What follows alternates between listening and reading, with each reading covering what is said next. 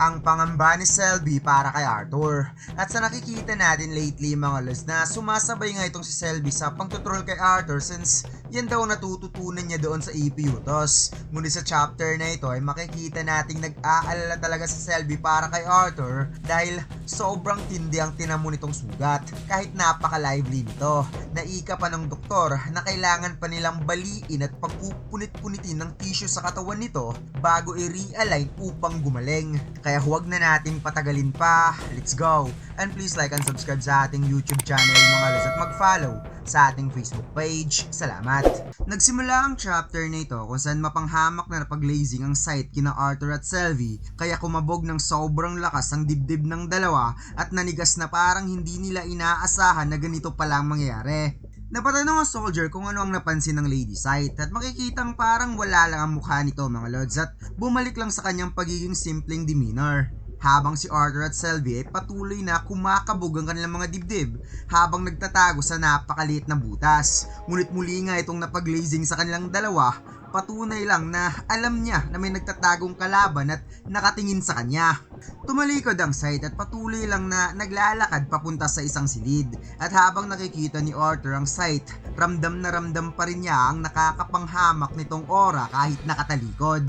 Napaupo na lamang si Arthur sa gilid at tumagos lang naman ang napakalaking pawis ng dalawa habang si Selby napawi ka kay Arthur kung mas mabuti bang lilipad na lamang sila papalabas sa loob ng kuweba. Tugon ni Arthur na hindi pwede, madidetect sila.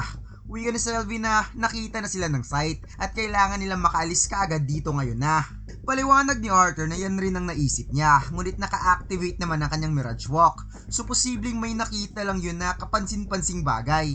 At saka kung talagang nakita sila, bakit naman sila i-ignore ng isang Sight? At kahit na hindi yun nagmamatter, gagamitin na lamang niya ang kanyang Mirage Walk hanggang sa makalabas sila dito. Tanong ni Selby, makakalakad ka pa ba? Gaano kaya katagal na susubukan nito maglakad bago sila lilipad? Sagot ni Arthur, ang dami mong tanong no? Syempre hanggang sa mawalan ako ng mana.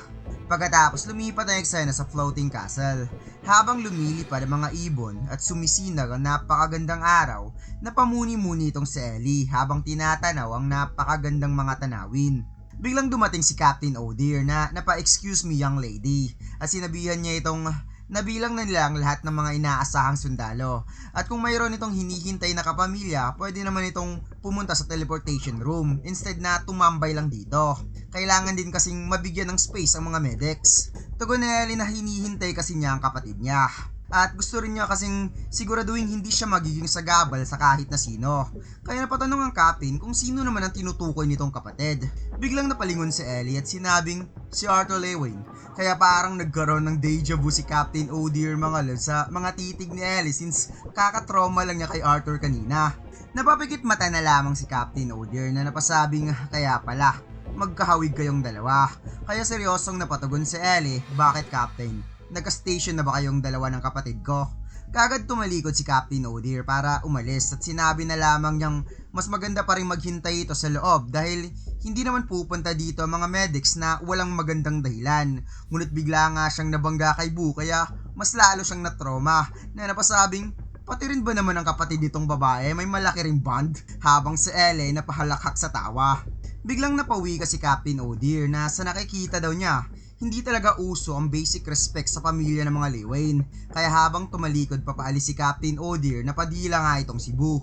Ngunit itong si Ellie parang nag-loading saglit bago niya na-realize ang sinabi ni Captain O'Dear kanina na hindi uso ang basic respect sa pamilya ng mga Lewin. Kaya nang nalaman niyang ito pala ay insulto ay kaagad niyang sinubukang habulin si Captain O'Dear ngunit buti na lang andyan si Boo. Pinipigilan siya. Maya-maya napatingin si Ellie sa mga medics at na-realize niya na mukhang marami nga talagang medics sa tinambayan niya. At habang nag-aalala para sa kanyang kapatid, napayakap siya kay Boo at naniniwala pa rin siya sa kanyang sarili na okay lang ang kapatid niya. Siguro nga matigas ang ulo ng kapatid niya minsan pero alam niya na ito ay malakas at lagi itong nakakabalik ng buhay. Biglang sumulpot si Selby sa kanyang harapan na mabilis nga itong lumipad at kaagad pumasok, realizing na nandito na ang kapatid niya.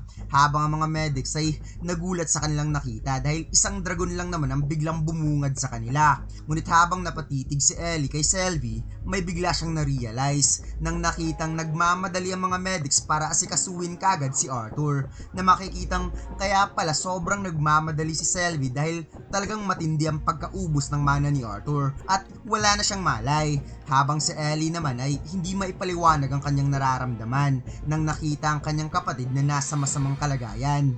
Kaagad kinuha ng mga medics si Arthur at nalaman nilang ito pala yung bagong Lance at hindi man lang binanggit sa kanila ni Captain Oder na wala pala itong malay. Biglang nagsalita si Selby na ang mana core daw ni Arthur ay naubos at halos 4 na minuto na itong walang malay at nagtamo ito ng matinding chemical na pasok sa kanang bahagi ng katawan, habang si Nabu at Ellie ay napadilat na lamang ang mga mata na hindi makapaniwalang nakakapagsalita pala si Selby. At dagdag pa ni Selby na kailangan itong i-prioritize ang mana core at ang pagsali ng dugo, at nasigawan pa niya mga medic na ngayon na, bilisan nyo na. Kaya si Ellie ay sumabat na rin para bilisan ng mga medic ang pag-aasikaso sa kapatid niya. At pagkatapos ay nagkatinginan na lamang ang dalawa na para bang nagtugma ang kanilang girl instinct. Pagkatapos ipinakitang nagbukas sa mga mata ni Arthur at nasa gilid lang itong si Selby, habang ang ating bida ay nakita kaagad ang kapatid niya na natutulog lang sa labas ng kanyang silid kasama si Boo. Sinabi ng doktor na hindi daw umalis sina Ellie at Boo mula nung dumating si Arthur, kaya napatanong ang ating bida kung gaano na ba siya katagal dito. Tugon ng doktor, 2 araw lang naman. Biglang napabangon ang ating bida at hindi siya makapaniwalang 2 araw na pala siyang nandito at bigla na lamang siyang napaubo since hindi pa siya tuluyang gumaling. Uwi ka ng doktor na nagawa lang nilang mas stable ang katawan ni Arthur, ngunit hindi pa ito magaling. Ipinakilala ng doktor ang kanyang sarili na siya si Dr. Mindol, ang head ng medics sa Flying Castle. Ngunit bago nila simulan ng operation, kailangan muna nila ng permission ni Arthur. Napatanong ang ating bida kung nasaan si Commander Verion. Kailangan niya itong makausap, ngunit humingi ng apology ang doktor dahil si Commander Verion daw ay kasalukuyang nasa malayo kasama si Captain Odir, Captain Glory at General Aya. Kaya napaisip ang ating bida na baka bumalik ang mga yun sa southern border, at naisip niyang what if makakasalubong ang mga yun ng isang platon ng mga Alacrian o ang mas malala pa, isang site. Napasayday si Arthur na napatingin kay Selby at napasabing, bakit hindi mo sila pinuntahan para balaan? Tugon ni Selby na pupunta talaga ako doon at iiwan kita dito pagkatapos kong malaman na kakampi ng mga Vretra ang dwarves. Mag-isip-isip ka nga. Kaya napamura na lamang ang ating bida na napahawak sa kanyang noo. Napatanong naman ang ating bida patungkol kay Aldir kung nasaan na ito. Tugon ng doktor na si Commander Verion lang talaga nakakaalam kung saan ngayon si Lord Aldir. At saka isang beses lang niya itong nakita. Subalit gusto niyang sabihin na kailangan nilang gamutin ang mga injuries ni Arthur. Kaya napatanong ang ating bida kung may nabuo na ba silang diagnosis sa injury niya.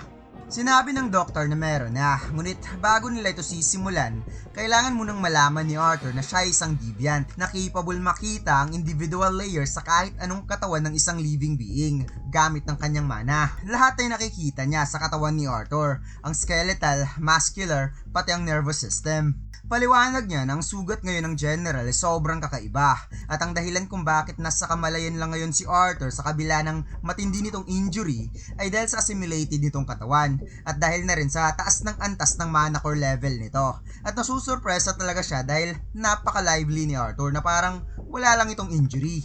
Napatingin si Arthur kay Selby at nagpasalamat kasi dahil kay Selby, naligtas ang buhay niya at utang niya yon, habang si Selby naman ay napasandal kay Arthur dahil nangangamba siya na baka muli na naman niya itong gagawin sa hinaharap.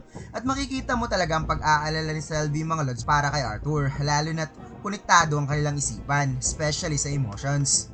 Ipinaliwanag ng doktor na ang pinsala sa ibabang bahagi ng katawan ni Arthur ay gumagaling na, ngunit hindi perpekto. At kung gusto talaga nitong makalakad kagad na hindi gumagamit ng mana, kailangan talaga nilang baliin ang mga buto ni Arthur. Punitin ang mga tissue nito sa katawan sa pinakamaliit at detalyeng hakbang. Pagkatapos i-guide nila ito ng maigi upang i-realign ng maayos. Dagdag pa ng doktor na ito ay magiging mahaba at masakit na proseso. Kaya kailangan nila ng verbal confirmation upang simulan ng procedure. Kaya nagkatinginan na lamang si Arthur at Sylvie at makikita mo talaga sa mga mata ni Sylvie ang sobrang pag-aalala niya para kay Arthur. Kaya sinabi na lamang ng ating bida na simulan nyo na, ngayon na. Ngunit kung maaari, huwag sanang sabihin sa kapatid niya ang detalye ng procedure. Kagad kinuha ng doktor ang kanyang mga kagamitan upang simulan ng operation at napatwitch nga ang tainga ni Boo kaya nakipag-bro-bro instinct itong si Arthur kay Boo na huwag maingay lalo na kay Sylvie.